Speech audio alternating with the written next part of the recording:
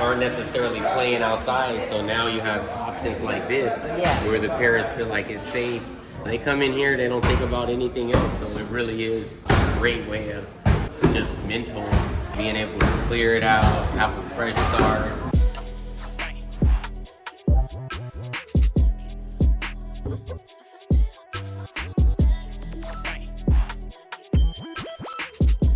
What's the name of the business, Chris? Body by Discipline. Body by Discipline, and give me a little idea about how you guys started. What made you want to do it? We started as a family business. We worked with a lot of at-risk youth, taking fitness to work with kids. And a lot of times I couldn't get into a gym, and that was the basis, that was our foundation. And then we opened up a gym, and then it just grew legs. Opened another gym, continued to do things in the community. This is the base right here. So is this the first gym, or is this the second? Which one are we in right now? Which number? This is probably like the third gym. This is the biggest one I've had. This is a 530 class. So do these students right now, how do you find them, or do they find you? So yeah, this is like, it could be parents wanting to get their kids in here to learn some self-defense or possibly build confidence. With the reputation, I've been doing this over 13 years. We've had, solid foundation. Boxing is our specialty. That's probably what most people come here for. Also focus a lot on the kids. The kids and ladies, they feel comfortable. That was gonna be my next question. Is do you have a lot of programs for kids and ladies, or it's everybody, but you kind of cater? Yeah, this is like fundamental. So this is a kickboxing class. You see them engaging, doing a little bit of contact. You got it all levels here. Primarily beginner, and then you have those that maybe have been here for a few months. This is somewhere where you would start off to kind of get in shape, and then also just learn the basics. So how do people find you? What separates us is just reputation. After a while, it's just word of mouth.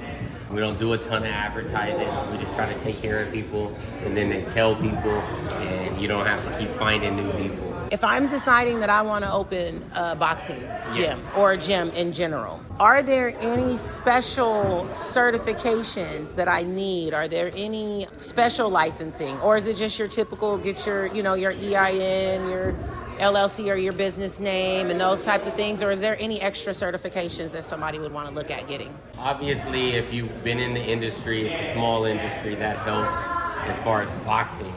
But if you were interested in just opening a gym, then yes, you do want to get your normal maybe an ACE certification or a NASM certification, so fitness certifications. How did you stay afloat during COVID? I know so many gyms that just tumbled, and it was just too much. What was your secret creative. sauce? I had to be very creative. They had us in the parking lot. It definitely had its challenges.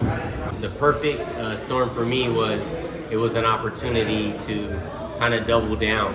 I actually was able to get into a bigger building. I was able to kind of plan for the long term by having an outside. We changed our business model. Nice. And you had to adapt. So what's the future? By Discipline, I think we'll continue. We'll open another gym. I've been looking in Las Vegas the last couple years, just scouting it out, continue to expand into outside programs as well. Just continuing to focus on the community. Like, that's our bread and butter, is just helping the young people build confidence and get an opportunity to get in here and do something positive, give them a safe environment where they can get in here. We built an after school area for them as well, so they'll come in after school. Oh, nice. Do their homework and things like that. What do you look for in your trainers? My trainers, for the most part, are professional fighters. If not, they're certified trainer as far as either weight training or something that we're looking for. Some coaches that cater towards kids, some coaches that cater just for ladies. Do they fight in all different backgrounds, like MMA and boxing, or are they primarily? But I've seen him kicking over here, so that's kind of what.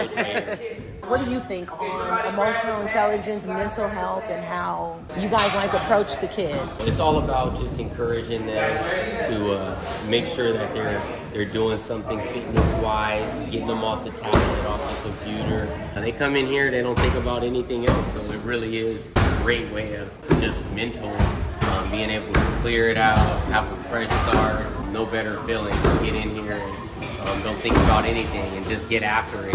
It's nice to see the parents investing and giving them a chance to learn a skill set or learn something that they could potentially take and do it in college or do it when they travel. And for school, obviously you need an outlet. So all that blood is up racing to the head. So it's nice to be able to go do a kickboxing class, hit the bag, and what better if you know how to do it correctly. This is a boxing coach here. So this is our boxing coach, and he's practicing. And when is his fight? Next Saturday.